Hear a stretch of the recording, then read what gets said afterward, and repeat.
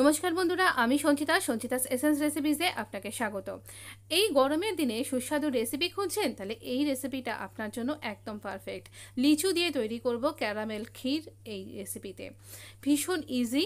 আপনি যদি আপনার নিজের বাড়িতে পরিবেশন করছেন, তারা তো খুব ভালো বলবেনই। বাড়িতে কোনো হঠাৎ গেস্ট এসে পড়েছেন, তাকে চট করে বানিয়ে দিতে পারবেন এই গরমের দিনে এই রকম একটা সুস্বাদু ক্যারামেল লিচিস পায়েস বা লিচিস ক্যারামেল পায়েস। ভীষণ সুন্দর, কিন্তু এখানে সুন্দরভাবে লিচুটাকে ক্যারামেল করা হয়েছে আর সুন্দর করে এই ক্ষীর রেসিপিটাও তৈরি করেছি। এই যে সসটা দেখছেন, এটা পুরোপুরি ক্যারামেল সস। তো এখানে আমাদের দুধও কেটে যায়নি, অথচ তৈরি হয়েছে সুস্বাদু লিচুর পায়েস।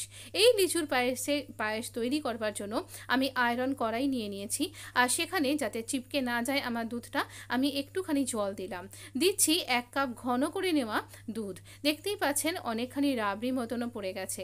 এই দুধটাকে আমরা খুব ভালো করে ফুটিয়ে নেব, ভালো আরও খানিকটা রিডিউস করব। দুধটা আমার ঘন হয়ে গেছে, রাবড়ি পড়ে গেছে আর লালও হয়ে রয়েছে। আমি বেশ কিছুটা লিচুকে ছাড়িয়ে নিয়ে এইবার এরকম করে ছুরি দিয়ে এইভাবে এই লিচুর যে ভেতরে বীজটা সেটা বার করে নিচ্ছি। তো এই রকম করে, আর এখানে ফ্রাই প্যানে আমি ক্যারামেল হতে দিয়েছি চিনিটাকে। 2 চামচ চিনি আমি ওই ফ্রাই প্যানে দিয়েছি, আর এখানে দিচ্ছি 4 চামচ চিনি। খুব একটা মিষ্টি কিন্তু লাগবে না, চামচ কিন্তু টিস্পুন। তো এইভাবে আমরা এটা ফুটতে দেব। আর এখানে ক্যারামেলের রং ধরতে শুরু যেই করেছে, আমরা লিচুটা দিয়ে এই ক্যারামেল চিনিটাকে লিচুর গায়ে মাখিয়ে দেব।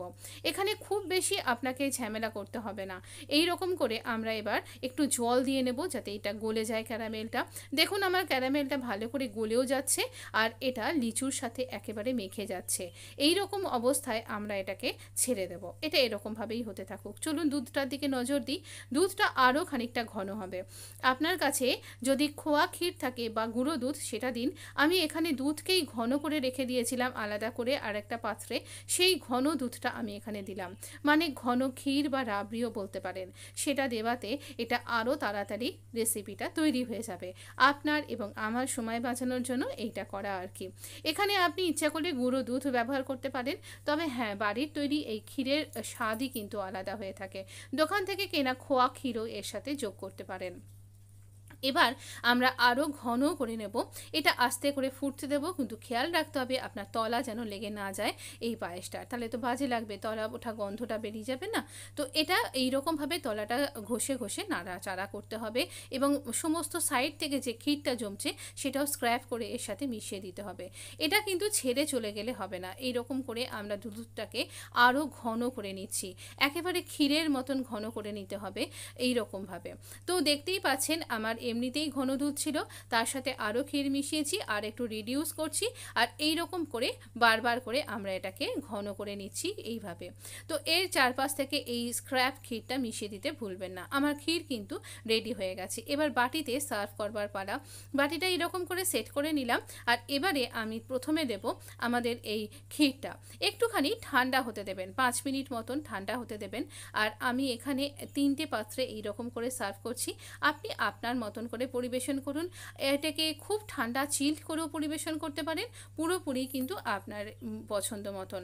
তবে আগ জ্বলন্তভাবে কিন্তু পরিবেশন করবেন না। 5 মিনিট সময় দেবেন এটাকে ঠান্ডা হয়ে যাবার জন্য।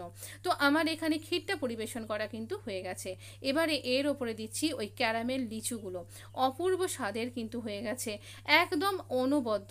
এখানে না ইলাইচি পাউডার দেবেন, না গোলাপ জল বা কেওড়া জল বা অন্য কোনো বাদাম, তাহলে পারে এই যে লিচুর একটা সুন্দর গন্ধ থাকে, তার যে একটা সুন্দর ফ্লেভার থাকে, তার সাথে এই ক্যারামেল সসটা, তো এই ক্যারামেল সসের সাথে লিচুর এই ফ্লেভারটা যাতে ঠিকঠাকভাবে প্রমিনেন্টভাবে আসে, তার জন্য কিন্তু আমি কোনো রকম এলাচের গন্ধ দিইনি। দেখতে পাচ্ছেন সসটা কি টেম্পটিং লাগছে। তো এখানে ওই যে আমরা ছেড়ে দিলাম ক্যারামেল সস, আরও খানিকটা আমরা তৈরি করি, কিন্তু ওই যে ছেড়ে দিলাম তার থেকে লিচুর থেকে যে জলটা বেরোলো এবং ক্যারামেলের সাথে মিশে গেল, তাতে কিন্তু এই রকম অপূর্ব একটা স্বাদ তৈরি হয়েছে। একবার ট্রাই না করলেই নয় কিন্তু। প্লিজ আমার কথা শুনে একবার ট্রাই করে দেখুন। আমি কথা দিচ্ছি আপনি বারবার এটা ট্রাই করতে বাধ্য হবেন। ভালো থাকবেন, সুস্থ থাকবেন। Please subscribe my channel, support my